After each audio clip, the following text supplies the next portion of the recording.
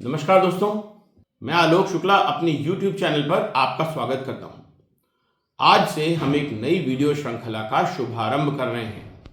इस श्रृंखला का नाम है आजादी के तराने और इसमें हम बात करेंगे भारत के उन देशभक्ति गीतों की जिन्हें गाते हुए अनेक वीर इस देश पर कुर्बान हो गए। पहला वीडियो भारत के राष्ट्रगान वंदे मातरम के बारे में है। पर आगे बढ़ने के पहले मेरी चैनल को सब्सक्राइब कर लीजिए और बेल आइकॉन भी दबा दीजिए, जिससे आपको हर नए वीडियो का नोटिफिकेशन मिलता रहे। अगर वीडियो अच्छा लगे तो इसे लाइक और शेयर भी जरूर करिएगा। वंदे मातरम के रचनाकार बंकिम चंद्र चटर्जी तत्कालीन ब्रिटिश सरकार में डिप्टी कलेक्टर के पद पर थे, परंतु वे देशभक्ति की भावना से परिपूर्ण थे। उन्होंने 1876 के आसपास इस गीत की रचना की। बाद में उन्होंने अपने उपन्यास आनंद मठ में इसे शामिल किया।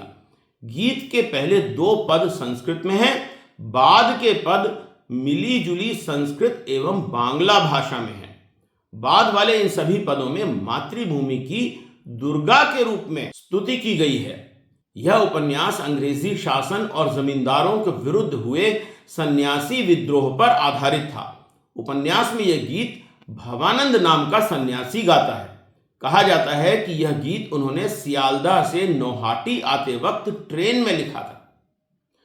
आपको सबसे पहले मैं मूल वंदे मातरम गीत सुनाता हूं। यह संगीतमय प्रस्तुति YouTube के चैनल बंगाल टाइटंस पर Creative Commons attribution licence reuse allowed में उपलब्ध है। गीत के लिरिक्स आप स्क्रीन पर सबटाइटल्स के रूप में पढ़ भी सकते हैं।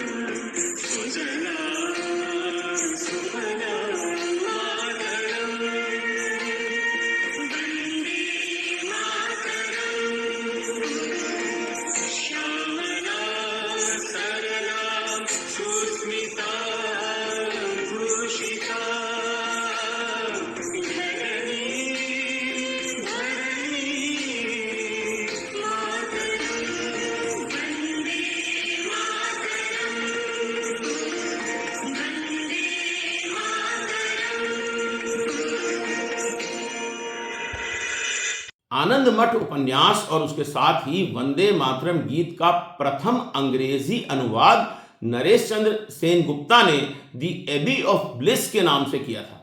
इस गीत का अंग्रेजी में पद्य और गद्य दोनों में ही अनुवाद श्री अरविंद घोष ने किया है। गीत का अंग्रेजी में पद्यानुवाद पहले सुनिए। Mother I bow to thee, rich with thy hurrying streams, bright with thy orchards gleam, cool with thy winds of delight, dark fields waving, mothers of might, mother free. Glory of moonlight dreams over the branches and lordly streams, clad in thy blossoming trees, mother, giver of ease, laughing low and sweet, mother, I kiss thy feet, speaker sweet and low, mother, to thee I bow. Who hath said thou art weak in thy lands, when the sword flashed out in twice 70 million hands, and 70 million voices roar the dreadful name from shore to shore, with many strengths, who art mightily and stored. To thee I call mother and lord, thou who savest, arise and save.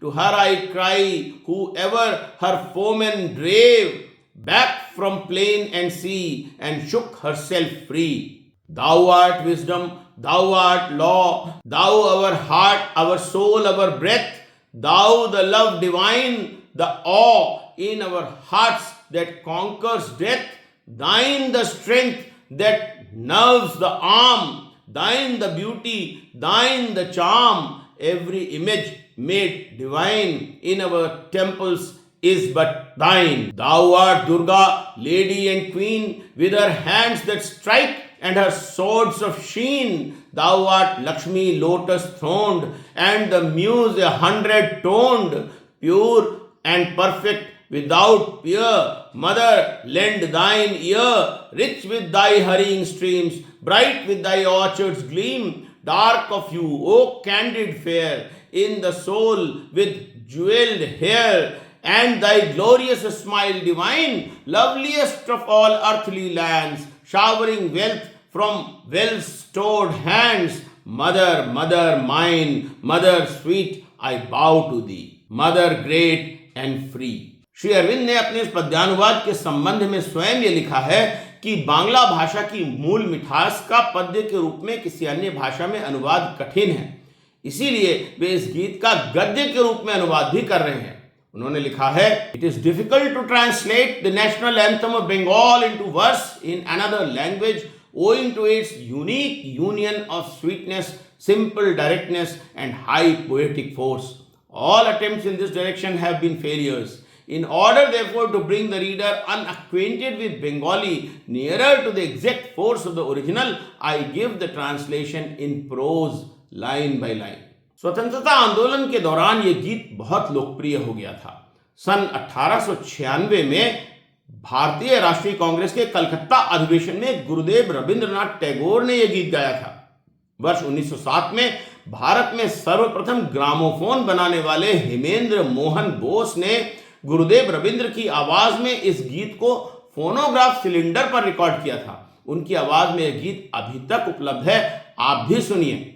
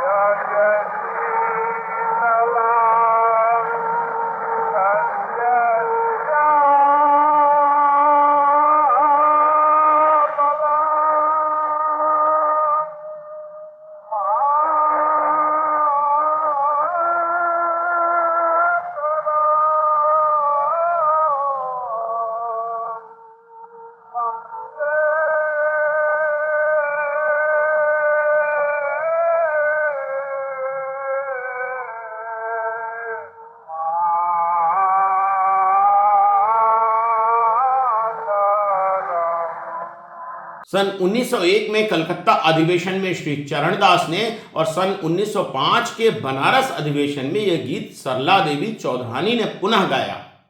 Lala Lajpat Rai ने लाहौर से वंदे मातरम नाम के journal का प्रकाशन किया। अंग्रेजों की गोली का शिकार बनकर दम तोड़ने वाली आजादी की दीवानी मातंगनी हाजरा की जुबान पर आखिरी शब्द वंदे मातरम ही थे।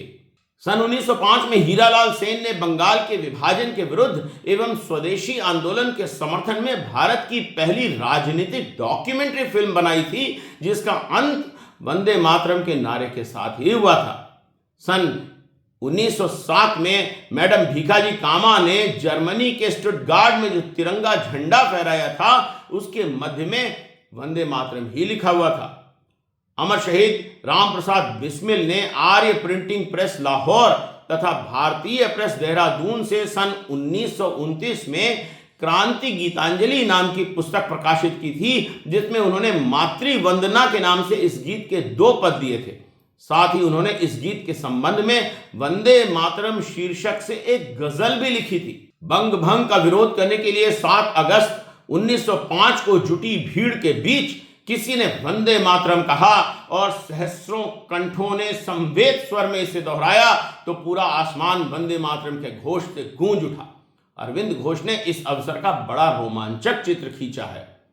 अंग्रेज सरकार ने 1906 में वंदे मातरम को किसी अधिवेशन, जुलूस या सार्वजनिक स्थल पर गाने से प्रतिबंधित कर दिया। अंग्रेज सरकार के प्रतिबंधात्मक आदेशों की अवज्ञा करके 14 अप्रैल 1906 को एक पूरा जुलूस वंदे मातरम के बैज लगाए हुए निकाला गया और पुलिस ने भयंकर लाठीचार्ज किया। मोतीलाल घोष और सुरेंद्र नाथ बनर्जी जैसे नेताओं ने पुलिस की लाठियां खाईं और वंदे मातरम का घोष करते रहे।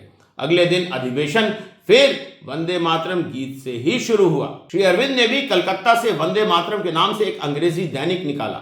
सिस्टर निवेदिता ने प्रतिबंध के बावजूद निवेदिता गर्ल्स स्कूलों में वंदे मातरम को दैनिक प्रार्थनाओं में शामिल किया। गांधी जी ने 1905 में लिखा, आज लाखों लोग एक बात के लिए एकत्र होकर वंदे मातरम गाते हैं। मेरे विचार से इसने हमारे राष्ट्रीय गीत का दर्जा हासिल कर लिया है। मुझे यह पवित्र, भक्तिपरक और भावनात्मक गीत लगता है। मदनलाल ढींगरा, खुदीराम बोस, सूर्य सेन, राम प्रसाद बिस्मिल और अन्य बहुत से क्रांतिकारी वंदे मातरम गाते हुए फांसी के फंदे पर झूल गए। भगत सिंह अपने पिता को वंदे मातरम से अभिवादन करके पत्र लिखते थे। सुभाष चंद्र बोस की आजाद हिंद फौज ने इस गीत को अंगीकार किया था और सिंगापुर रेडियो स्टेशन से इसका प्रसारण होता था। पंडित विष्णु दिगंबर पलुस्कर ने इसकी संगीत रचना राग काफी में की। दक्षिण रंजन सेन, दिलीप कुमार राय, केशवराव भोले, विष्णुपंत पगनीस, मास्टर कृष्णराव, वीडी अभाइंकर, तिमिर बरन भाचार्य, हेमंत कुमार, एमएस सुब्बलक्ष्मी, लता मंगेशकर आदि ने इसे अलग अलग रागों काफी, मिश्र खंभावती, बिलावल, बागेश्वरी, झिंझोटी और कर्नाटक शैली आदि में गाया है। 15 अगस्त 1947 को सरदार वल्लभ भाई पटेल के विशेष निमंत्रण पर पंडित ओंकार नाथ ठाकुर ने यह गीत सुबह 6:30 बजे आकाशवाणी पर गाया था।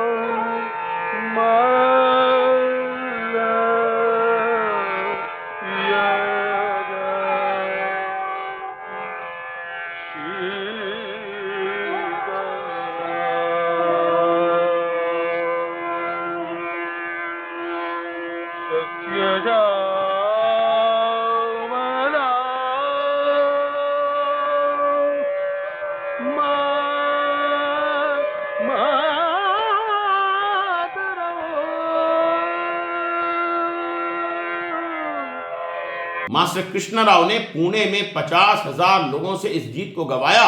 फिर उन्होंने पुलिस वालों के साथ इसे मार्चिंग सॉन्ग बनाकर भी दिखाया। विदेशी बैंडों पर बजाने लायक सिद्ध करने के लिए उन्होंने British naval band chief Stanley bills की मदद से इसका संगीत तैयार करवाया।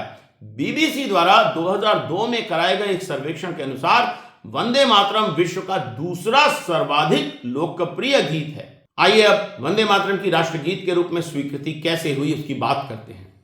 सन 1937 में कांग्रेस ने जवाहरलाल नेहरू की अध्यक्षता में एक समिति बनाई जिसमें मौलाना अबुल कलाम आजाद, सुभाष चंद्र बोस, आचार्य देवा एवं रविंद्रनाथ टैगोर शामिल थे।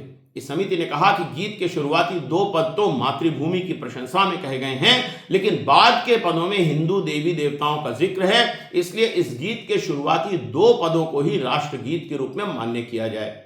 गुरुदेव रविंद्रनाथ टैगोर के जनगण मन अधिनायक जय हे को यथावत राष्ट्रगान ही रहने दिया और मोहम्मद इकबाल के कौमी तराने सारे जहां से अच्छा के साथ वंदे मातरम को राष्ट्रगीत के रूप में स्वीकृत किया गया। स्वतंत्रता प्राप्ति के बाद संविधान सभा के अध्यक्ष डॉक्टर राजेंद्र प्रसाद ने सभा में 24 जनवरी 1950 को वंदे मातरम को राष्ट्रगीत के रूप में अपनाने संबंधी वक्तव्य पढ़ा, जिसे स्वीकार कर लिया गया।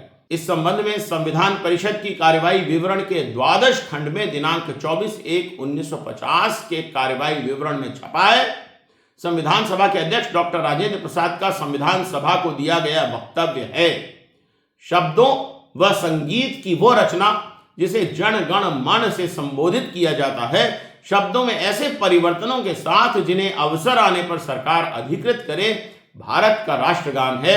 और वंदे मातरम गीत जिसने कि भारतीय स्वतंत्रता संग्राम में ऐतिहासिक भूमिका निभाई है, को जन गण मन के समकक्ष सम्मान व पद मिले।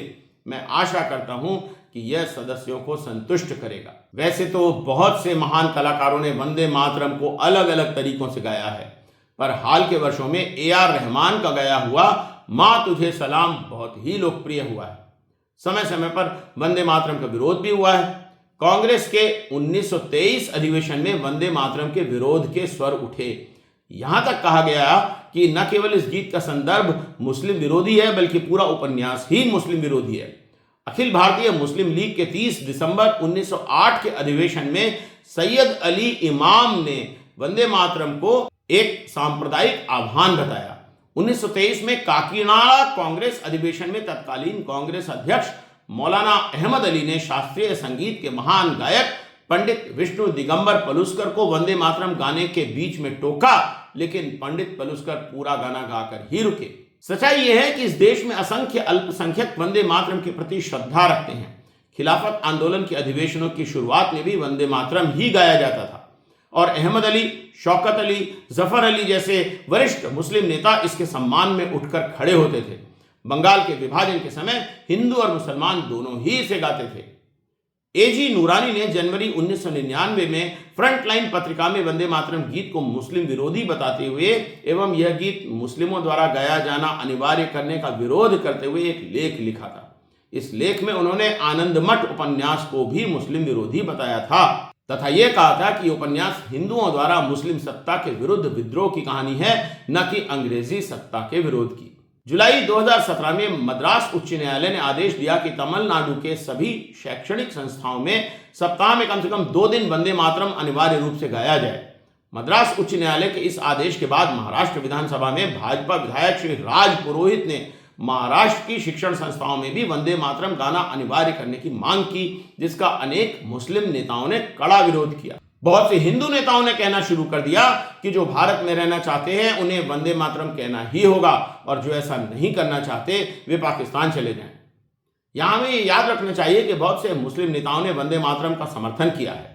स्वतंत्रता संग्राम सेनानी मौलाना अबुल कलाम आजाद ने कहा है कि वंदे मातरम गीत में इस्लाम के वहादत दीन यानी धर्म की एकता और सुलह कुल मतलब वैश्विक शांति की भावनाएं समाहित हैं। जब मौलाना आजाद कांग्रेस अध्यक्ष थे उस समय पार्टी के सभी सत्रों में वंदे मातरम गाया जाता था। रफी अहमद किदवई जवाहरलाल नेहरू मंत्रिमंडल के सदस्य थे, उन्होंने भी वंदे मातरम का समर्थन किया है। आरिफ मोहम्मद खान ने वंदे मातरम का उर्दू में अनुवाद किया है। वे लंबे समय तक संसद सदस्य थे उन्होंने वंदे मातरम के संबंध में आउटलुक पत्रिका में एक लेख लिखा था कि वंदे मातरम का विरोध धार्मिक कारणों से नहीं बल्कि ऐसी अलगाववादी ताकतों के द्वारा किया जाता है जिनके कारण देश का विभाजन हुआ था। उन्होंने लिखा है, from the Islamic view point the basic yardstick of an action is इनामुल अमालु बिनायत। Action depends on intention. Hailing or saluting motherland or singing its beauty and beneficence is not sajda. जाने माने शिक्षाविद फिरोज बख्त ने 2006 में पायनियर अखबार में लिखा था, melody, the thought content and the ambience of patriotism of Vande Mataram is unmatchable. It is high time that the so-called Muslim leaders stopped politicizing the issue of Vande Mataram to promote their murky politics. As a Muslim, I would like to convey a message to all my countrymen and especially my own community that some politically motivated people are trying to make an emotive issue out of Vande Mataram, a gem of a song, and perhaps the song that in my view should have been the national anthem in place of Jan Gan Man. तो आज के लिए इतना ही। जल्दी फिर मिलेंगे किसी और आज़ादी के तराने पर वीडियो के साथ। तब तक के लिए नमस्कार।